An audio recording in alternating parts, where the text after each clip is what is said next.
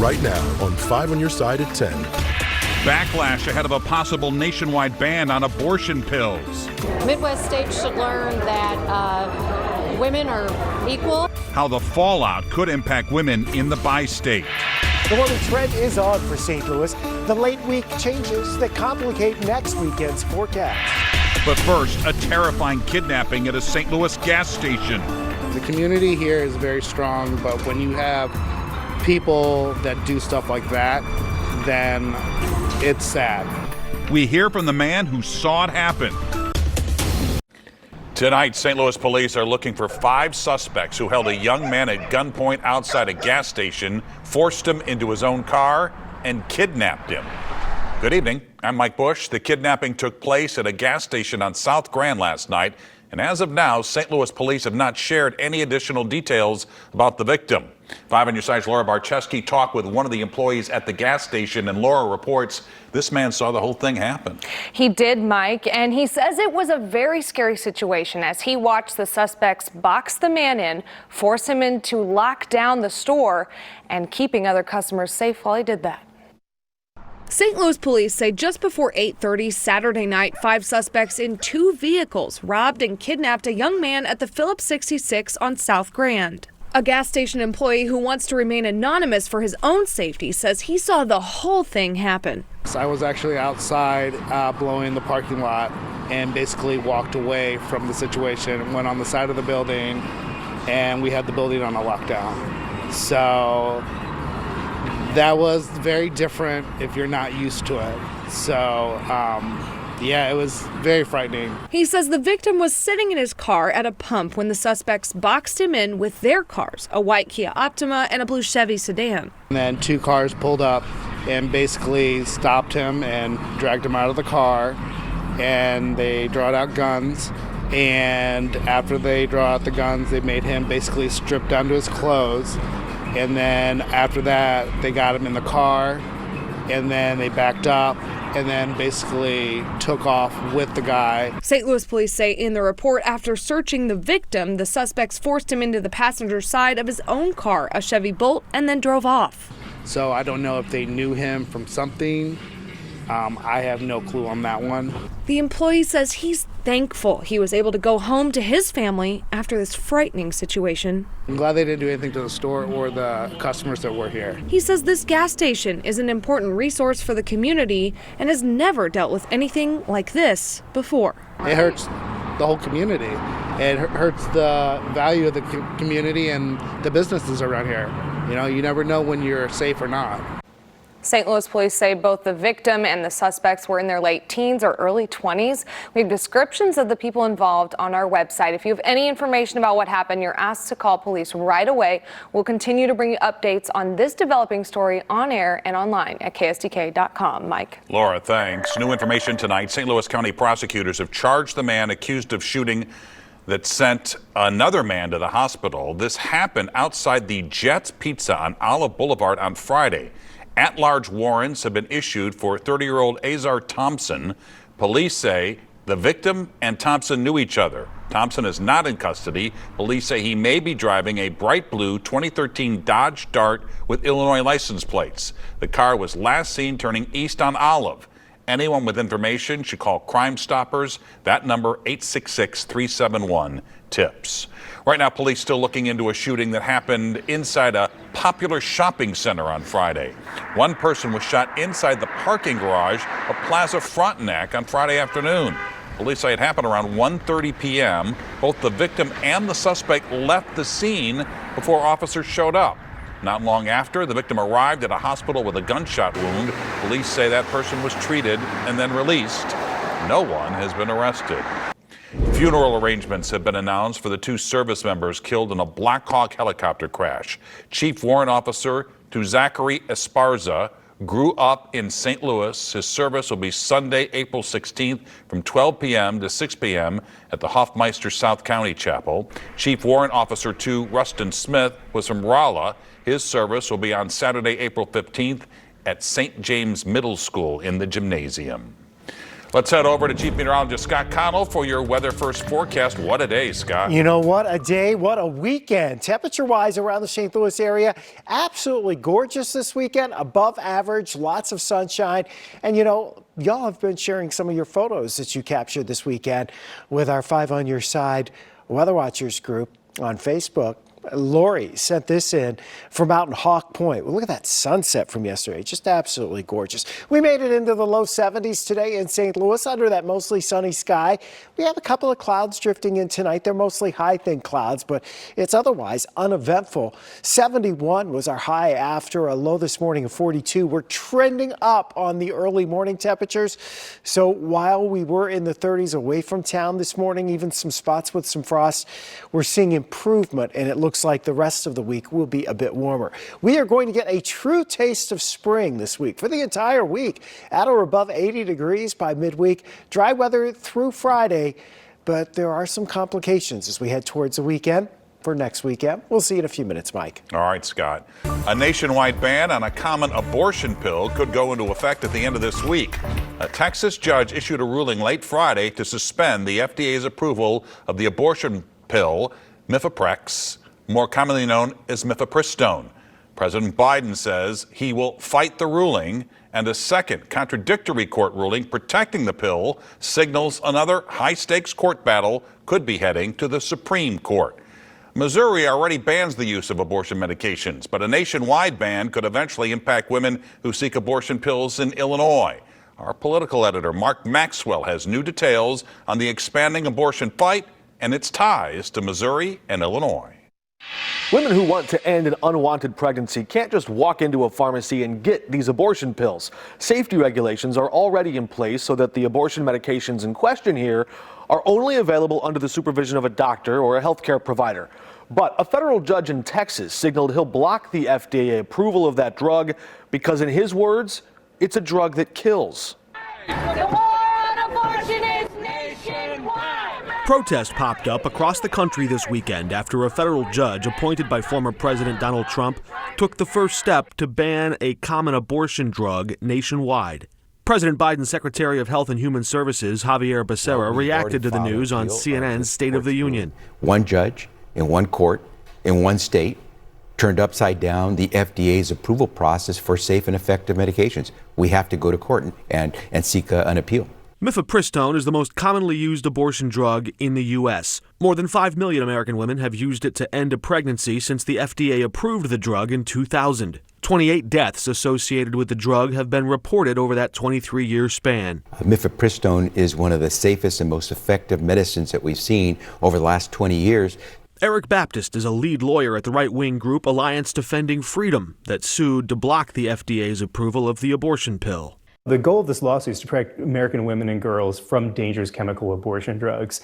The federal judge hearing the case in Texas agreed with their arguments and ruled the Food and Drug Administration overlooked safety risks to the fetus when it approved the abortion drug decades ago. A separate court ruling in Washington state ordered the FDA to keep that drug available in these 17 states and Washington, D.C. While arguments continue in court, abortion is an important issue, and it's more motivating when something's taken away. 5 on Your Side political analyst Anita Mannion says Missouri Republicans have shown signs of concern about a potential backlash from voters who may think a total ban on abortion went too far. They're very aware of this. I think it's part of the reason that we're talking about the ballot initiative process right now. While Missouri Democrats prepare the push to protect abortion access in the state constitution, Democratic Senate hopeful Lucas Kuntz tied the origins of this abortion pill lawsuit directly to incumbent Senator Josh Hawley. Kuntz tweeting, "Hawley's name is all over a nationwide effort to ban abortion without exceptions."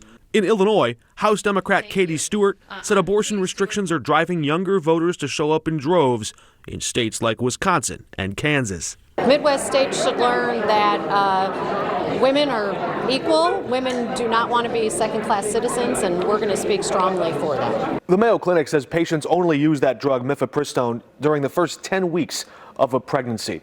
If that drug was banned, it would represent a restriction far more severe than the viability standard the Supreme Court established in Roe v. Wade, which said states could start to set restrictions on abortion in the third trimester.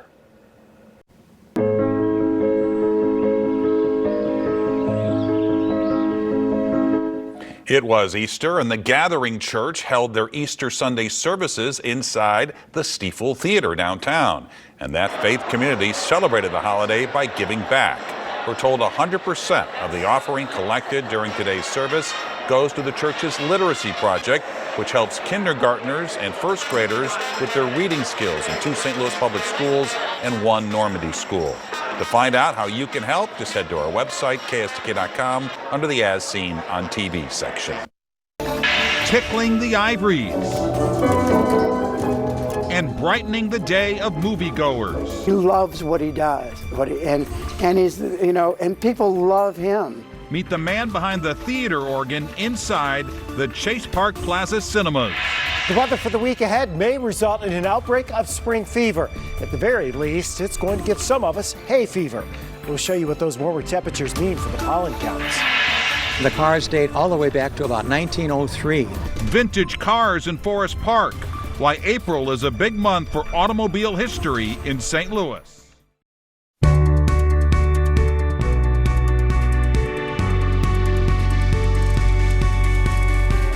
When you think of great movies, you often think of the music. For instance, the themes to Star Wars or Jaws or Raiders of the Lost Ark. But once upon a time at the movies, that music was performed live. And in tonight's Making a Difference report, the local theater and musician keeping that tradition alive.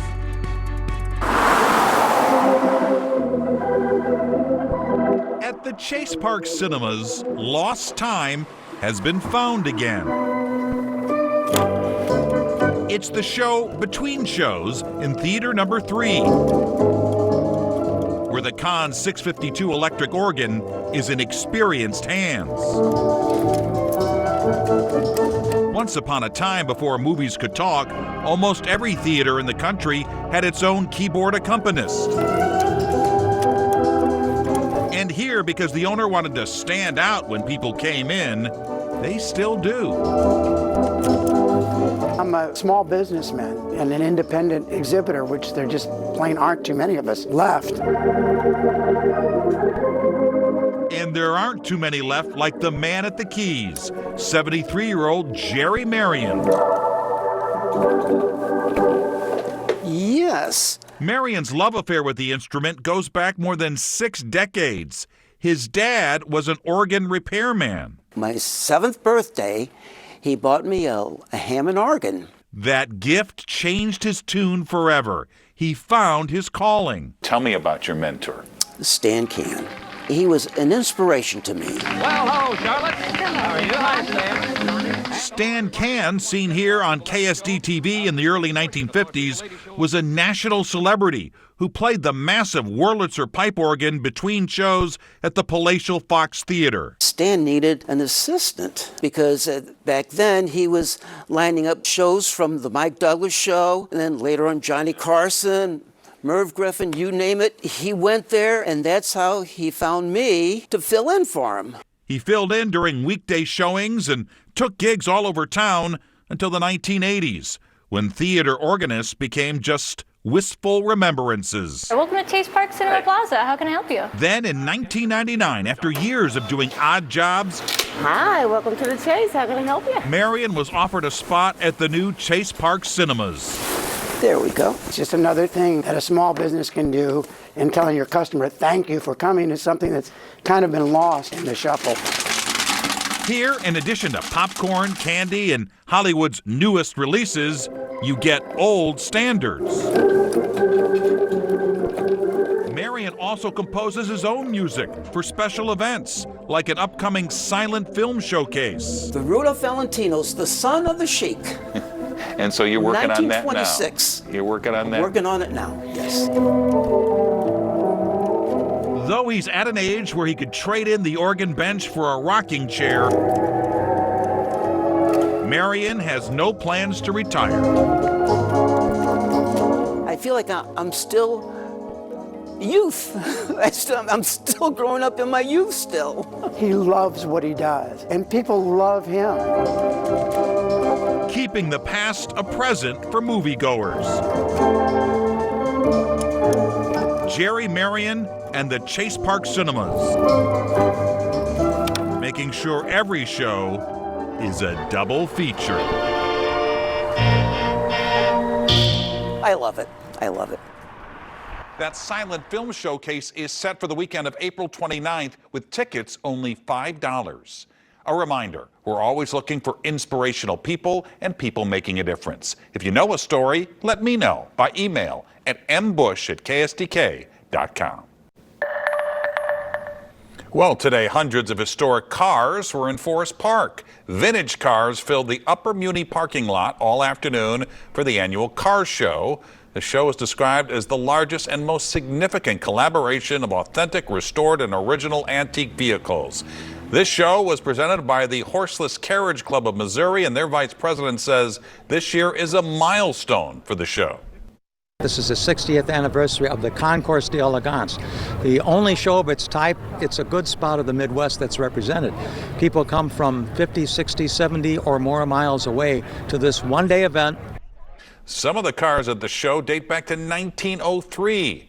Hirschbacher also says that April is a big month for historic cars in St. Louis because April 24th will mark the 130th anniversary of the first car in the city. Chief Meteorologist Scott Connell joins us now with the Weather First forecast as everybody wonders if this weather winning streak will continue, Scott. And I think it will as we head through the upcoming week. You know, one of the things about it is people back then didn't have the air conditioning in the cars, so you just had to roll the windows down. If you don't have allergies and the tree pollens don't get at you, this week will be one of those weeks where you can roll the windows down and enjoy it. But with the warmer weather coming, it is going to be problematic if you do suffer from those springtime allergies. Look at the beautiful blooms of all the tulips. Haley sent this in to our 5 on Your Side Weather Watchers Facebook group. You know, we've got some folks in there that just love to take pictures, and they're gorgeous. We'd love to see yours. This was over at Tower Grove Park. Out walking around, you know, you got to soak in the beauty while it's here, right? Temperatures have dropped back into the lower 50s, even some upper 40s in some of the coolest spots. Mount Vernon is one of the coldest spots right now at 43 degrees, but most of us are still around or a little above 50 degrees right now. That includes at Lambert, where it's 55. Winds are fairly light out of the east-southeast at 8 miles per hour. Our dew point, though, 33 degrees, and that means the relative humidity is only 43%. So this air is pretty dry overnight tonight. Just a few high clouds continuing to streak in. Temperatures dropping to around 40 in the cooler spots. Not quite as cold as what we saw early this morning. The last couple of mornings have been pretty chilly. We do have these clouds and a little disturbance here coming in from the west.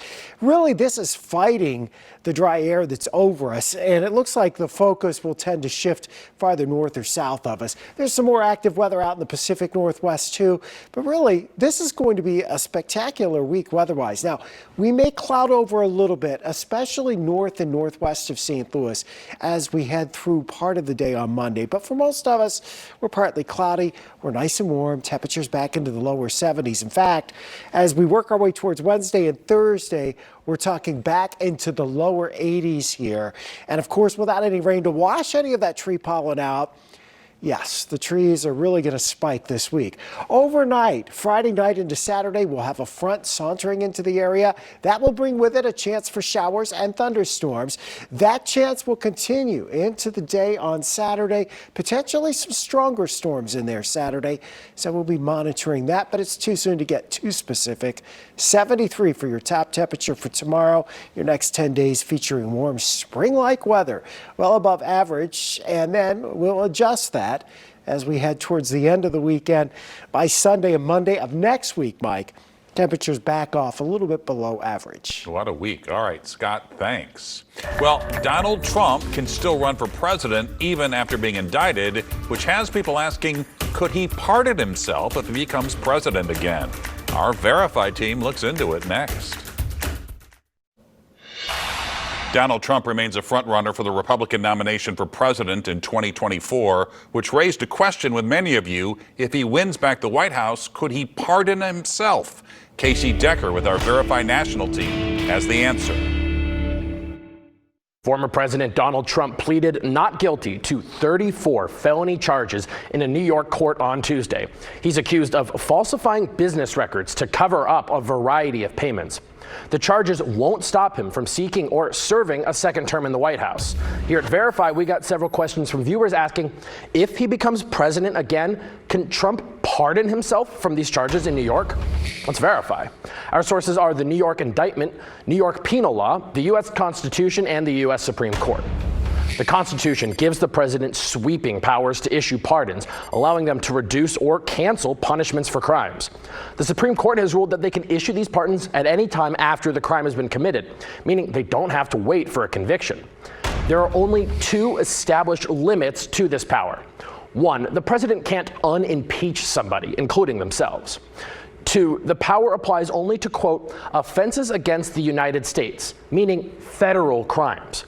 Pardons for state crimes go through a different process, which varies by state but often involves the governor or some sort of pardon board. Trump's indictment is for state crimes, not federal. He's charged with violating New York penal law, falsifying business records in the first degree. So we can verify, no, Trump could not pardon himself in the New York case if he gets reelected as president. Presidential pardons apply only to federal crimes. Trump is the subject of several ongoing federal criminal investigations, and whether he could pardon himself in those cases is a topic of extensive debate amongst constitutional scholars, one that would potentially have to be settled by the Supreme Court. With your Verify, I'm Casey Decker. What would you like us to verify? Send an email to verify@kstk.com. Well, you could work for the St. Louis Cardinals, the hiring event that's happening tomorrow. Next. Well, tomorrow you can apply to work at Busch Stadium for the season. The Cardinals are still looking for concession workers. There's a job fair at Busch tomorrow afternoon. That's from 2 to 6 p.m. Concession employees can earn up to $20 to $30 an hour after tips. And there you have it. 5 on your side at 10 for this Easter Sunday. Start your day with Today in St. Louis beginning at 4 a.m. And now, here's Frank Cusimano with Sports Plus.